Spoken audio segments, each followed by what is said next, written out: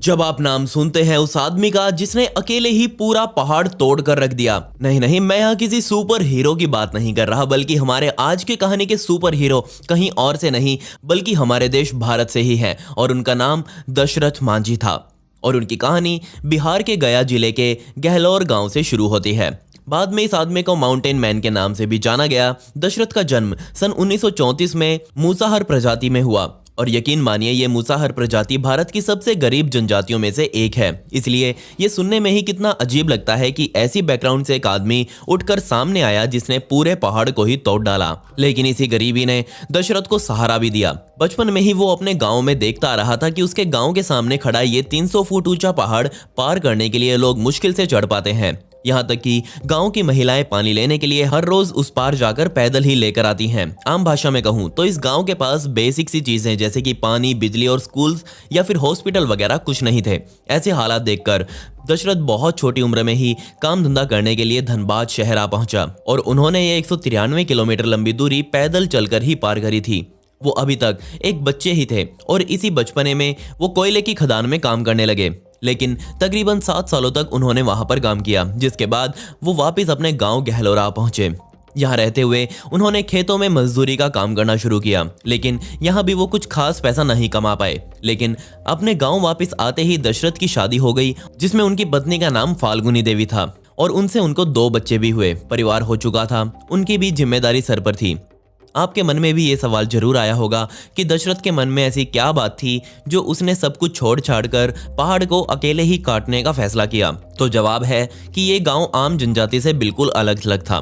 Hospital नाम की यहाँ कोई चीज नहीं थी। सबसे पास का कस्बा जहाँ डॉक्टर मिल सकता था वो वजीरगंज था, जिसकी दूरी गहलोर से तकरीबन 40 मील की थी। और ये 40 मील भी लोगों को पहाड़ चढ़कर पैदल ही पार करने पड़ते थे। आम भाषा में कहूँ तो दशरथ का गांव और आम जरूरतों के बीच ये पहाड़ उनके सामने खड़ा था। और तब आया सन 1960 का एक दिन, जब दशरथ पहाड़ के दूसरी तरफ अपने काम पर थे, जबकि पीछे से घर पर उनके बच्चे बाहर खेल रहे थे और उनकी पत्नी फाल्गुनी पहाड़ के उसी साइड पानी भरने के लिए गई हुई थी। सोचकर देखिए, फाल्गुनी को सर पर मटका रख के ये 300 फुट ऊंचा पहाड़ चढ़ना भी था और उतरना भी था। ये ऐसा रास्ता था जहां पर पहले भी बहुत से हादसे देखे और सुने जा चुके थे, लेकिन फाल्गुनी हर रोज ये काम करती थी। बदकिस्मती से उस दिन फाल्गुनी का पैर वहां से फिसला और वो सीधा नीचे गिरने लगी। उसका ऐसा हाल होते हुए नीचे गाँव में मौजूद लोगों ने देखा और उनमें से एक तुरंत भागकर दशरथ के पास आया और उसे सब कुछ बताया। यहाँ दशरथ का बुरा सपना सच हो चुका था। सबसे पहले तो दशरथ कई मील भागकर अपनी पत्नी के पास पहुंचा, लेकिन उसे भी पता था कि यहाँ से हॉस्पिटल बहुत दूर है। अगर फाल्गुनी की जान बचानी है तो उन्हें तुरंत 64 किलोमीटर दूर वजीरगंज में डॉक्टर के पास लेकर जाना पड़ेगा। और इस रास्ते को पार करना वो भी फाल्गुनी को अपने ऊपर उठाकर लगभग नामुमकिन जैसा था। अगर दशरथ ये करने की कोशिश भी करता तो भी वो सफल नहीं हो पाते, क्योंकि दशरथ के वहां पहुंचने से पहले ही फाल्गुनी देवी अपने प्राण त्याग चुकी थी। और अपनी पत्नी को खोने से दशरथ पूरी तरह से टूट गए। बहुत से लोगों के लिए दशरथ की ये कहानी यहीं खत्म हो जाती है, पर मेरे लिए दशरथ की कहानी यहीं से शुरू होती है। अपनी पत्नी का अंतिम संस्कार करने के बाद उन्होंने हर सरकारी अधिकारी के आगे हाथ पैर जोड़े और कहा कि इस पहाड़ को काटकर एक रोड बना दो, ताकि अगर आगे कोई ऐसा हादसा हो तो जान बचाई जा सके। लेकिन सरकार ने इस पर कोई ध्यान नहीं दिया। दशरथ को भी समझ आ गया था कि सरकार को इस काम के लिए मनाना नामुमकिन जैसा है। उसने अपने गांव वालों से भी बात की, लेकिन किसी ने भी उसका सपोर्ट नहीं किया। जिसके बाद उसने खुद ही आगे का स्टेप लेने का सोचा। और यहीं से शुरू होती है मैन वर्सेस नेचर की कहानी। अपनी पत्नी को याद करके उसने अकेले ही इस पहाड़ को बीच में से काटने का निर्णय लिया। अब खुद सोच कर देखिए कि पहाड़ काटना तो छोड़िए, इस पहाड़ में छेद करना भी बिना मशीन्स के पॉसिबल हो ही नहीं सकता। जबकि दशरथ के पास तो सिर्फ छीनी और हथौड़ा ही थे। लेकिन इन औजारों से ज्यादा दशरथ ने अपना मन मजबूत बना लिया था और सन 1960 में ही उसने इन पहाड़ों को काटना शुरू कर दिया। मैं आपको बता दूं कि ये गहलोर गांव इस पहाड़ की एक बहुत ही बड़ी रेंज के बराबर में बना हुआ है। इसे बनाने में जो पत्थर इस्तेमाल हुआ है उसे हम मेटाफॉर्मिक के नाम से भी जानते हैं। वो हर रोज इस पहाड़ को देखते और सोचते कि अगर ये पहाड़ यहाँ नहीं होता या फिर इसके बीच में कोई रास्ता होता तो वो अपनी पत्नी को बचा सकते थे। वो हर रोज पहाड़ पर चढ़ जाते और लोग उन्हें देखकर उन पर हंसने लगते और बोलते कि 2-4 दिन में थककर वापस आ जाएगा। उन्होंने अपनी 3 बकरियां बेचकर 2-3 नए छीनी हथौड़े खरीदे। हर सुबह सूरज उगने से पहले दशरथ उठ जाते और अपने पड़ोसी के खेत में थोड़ा सा काम करके अपने और बच्चों के लिए 2 टाइम का खाना जुटाते। सुबह सुबह ही इतना काम करके बंदा थक जाता है और वहाँ काम करने के बाद वो सीधा पहाड़ पर चढ़ जाते और उसकी एक एक चट्टान पर चोट मारने लग जाते। बेशक उनके पास बहुत बढ़िया हथियार नहीं थे, लेकिन फिर भी वो नहीं रुके। कुछ चट्टानें ऐसी भी थी जिसे ना ही कोई हथौड़ा और ना ही कोई छीनी काट सकती थी। इसका भी इलाज दशरथ ने ढूंढ लिया और वो उस चट्टान के टुकड़े पर बहुत सारी लकड़ियां जला देते, और जैसे ही वो लकड़ियों की आग से चट्टान गर्म होती तो वो तुरंत उस गर्मागर्म चट्टान पर ठंडा पानी फेंक देते, जिससे चट्टान एक ही झटके में क्रैक हो जाती और उसके बाद उसे काटना बहुत आसान था। शुरुआती दिन दशरथ के लिए बहुत भयंकर रहे, क्योंकि ऊंचाई पर काम करते करते दशरथ का खुद भी कई बार पैर फिसल जाता और वो चोटें खाते हुए नीचे गिरते। वो हर रोज अपनी ही जिंदगी के साथ जुआ खेल रहे थे, क्योंकि चोट खा खाकर उनके नीचे मौजूद पत्थर कभी भी खिसक सकता था। उन्हें अंदाजा था कि उसके बाद उसके बच्चे अनाथ हो जाएंगे, लेकिन फिर भी उन्होंने यहाँ हार नहीं मानी। धीरे धीरे कर उनकी पहाड़ तोड़ने वाली खबर पूरे गांव में फैल गई, लेकिन फिर भी कोई मदद के लिए सामने नहीं आया। दिन महीनों में बदलते गए और महीने सालों में। गर्मी सर्दी धूप बारिश में दशरथ को काम करता देख लोग उसे पागल बोलने लगे। जब भी वो अपना पूरा दिन का काम खत्म करके नीचे उतरते तो लोग उन्हें ताने मारने लगते और कहते कि ये काम कभी नहीं हो पाएगा। लोग उसे पास बैठाकर समझाते कि ये फालतू का काम करने की बजाय और कोई काम धंधा करो जिससे कम से कम उसके बच्चों का तो पेट भर जाए। जबकि कुछ लोग तो उसे ये बोलते कि इतना काम करने से वो मर जाएगा। लेकिन दशरथ के दिमाग में कुछ और ही बैठा हुआ था। उन्होंने अपनी जिंदगी के सभी सुख त्याग कर उन्हें बस अपने गांव का फ्यूचर सिक्योर करना था, ताकि कोई और उसकी तरह अपने प्यारे सगे संबंधियों से दूर ना हो पाए। इसलिए वो लगातार काम में लगे रहे। कुछ साल बीते तो लोगों ने भी पहाड़ में हुए बदलाव को नोटिस करना शुरू कर दिया और फाइनली उन्होंने अब दशरथ को खाना पीना दान करना शुरू किया।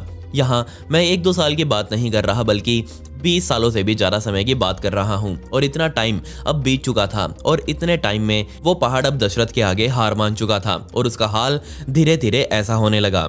22 साल तक दशरथ पूरी तरह से इस काम में लगे रहे। सुबह उठकर आसपास के खेतों में काम करना और उसके बाद पहाड़ पर चढ़ जाना। अब इस पहाड़ को काटने में उसके 2 नए दोस्त शामिल हो चुके थे और वो थे एक नई छीनी और एक नया हथौड़ा। और तब आया साल 1982, जब दशरथ को ये पहाड़ काटते हुए पूरे 22 साल का समय बीत चुका था। दशरथ ने फाइनली इस पहाड़ की अंतिम चट्टान को काटा और यकीन मानिए उसने ऐसा कुछ कर दिखाया जिसे हम चमत्कार कहें तो भी वो गलत नहीं होगा।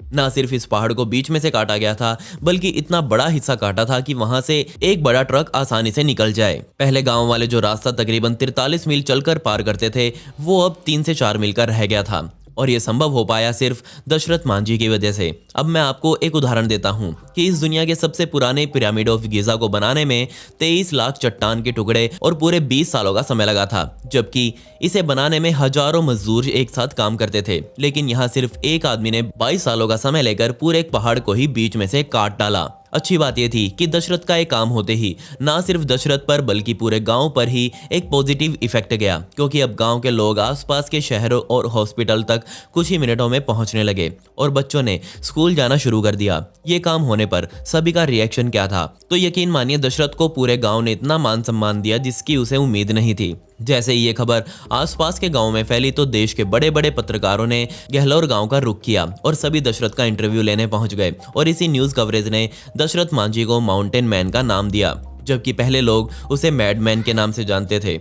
इसी मैडमैन को जो जानता गया उसके लिए वो हीरो बनता गया। उनका कद अब इतना ऊंचा हो चुका था कि आसपास के गांव में लोग उनके पुतले लगाने लगे। बेशक दशरथ ने पहाड़ को काटकर रोड तो चीर दिया था, लेकिन वो अब भी कच्चा ही था। अब उनकी कहानी एक नेशनल न्यूज़ बन चुकी थी, इसलिए सरकार ने भी शर्मसार होकर यहीं पर एक रोड बनाने का प्रस्ताव पेश किया। अगर यही सरकार पहले दशरथ की सुन लेती तो आज दशरथ को कोई नहीं जानता होता। दशरथ ने खुद को दुनिया के सामने प्रूव किया। वो चाहते थे कि वहाँ एक रेलवे स्टेशन भी उनके यहाँ बनाया जाए, क्योंकि उनके पास ही का रेलवे स्टेशन उनके गाँव से तकरीबन 6 मील दूर जेठिया कस्बे में था।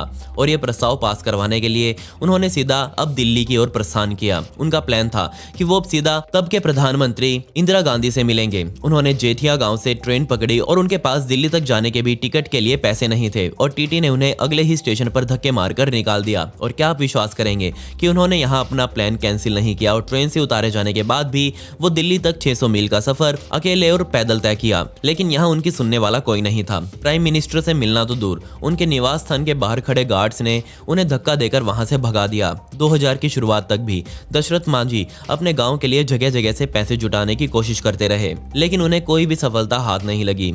लेकिन तब उनकी मुलाकात बिहार के मुख्यमंत्री नीतीश कुमार से सन 2006 में हुई। अब तक उनका नाम लगभग पूरे भारत में जाना जाने लगा था और खास तौर पर बिहार में तो बहुत ज्यादा।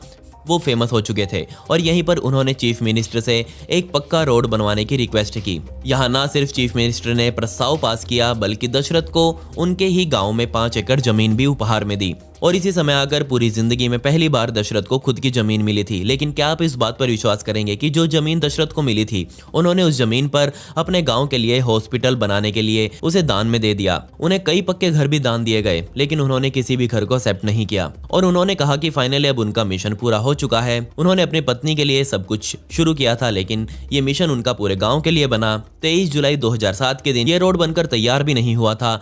उस दिन बिहार के मुख्यमंत्री नीतीश कुमार दिल्ली में मौजूद एम्स सेंटर में दशरथ से मिलने पहुंचे। बदकिस्मती से दशरथ के शरीर में गॉल ब्लैडर का कैंसर फैल चुका था। सिर्फ 2 दिन बाद उनकी हालत और बिगड़ गई और उन्हें तुरंत इंटेंसिव केयर यूनिट में भर्ती किया गया। 17 अगस्त 2007 के दिन दशरथ इस दुनिया को छोड़कर अलविदा हो गए, पर उनका ड्रीम प्रोजेक्ट पूरा हो चुका था। दशरथ के पार्थिव शरीर को उनके गांव गहलोर में लाया गया और वहां उनका अंतिम संस्कार किया गया। उनके दुनिया छोड़ने के तकरीबन 4 साल बाद ये रोड पूरी तरह से बनकर तैयार थी। इस रोड के मुहाने पर एक गेट लगाया गया और इस गेट का नाम आप खुद पढ़ लीजिए, दशरथ मांझी द्वार। उनके कई स्टैचूज भी बिहार में अलग अलग जगह पर लगाए गए हैं। उनके नाम की डाक टिकट दुनिया में आज भी चल रही हैं। उनकी जिंदगी पर कई मूवीज और डॉक्यूमेंट्रीज तक बनाई जा चुकी हैं और उन्हीं की सच्ची कहानी आज मैंने आपके सामने रखी। खैर, पिछली वीडियो का शाउट आउट सैंडी को and comment pick me to get a shout out in next video. आपको ये वीडियो कैसी लगी कमेंट्स में वो भी बता दें। मिलते हैं अगली वीडियो में। ये वीडियो देखने के लिए धन्यवाद।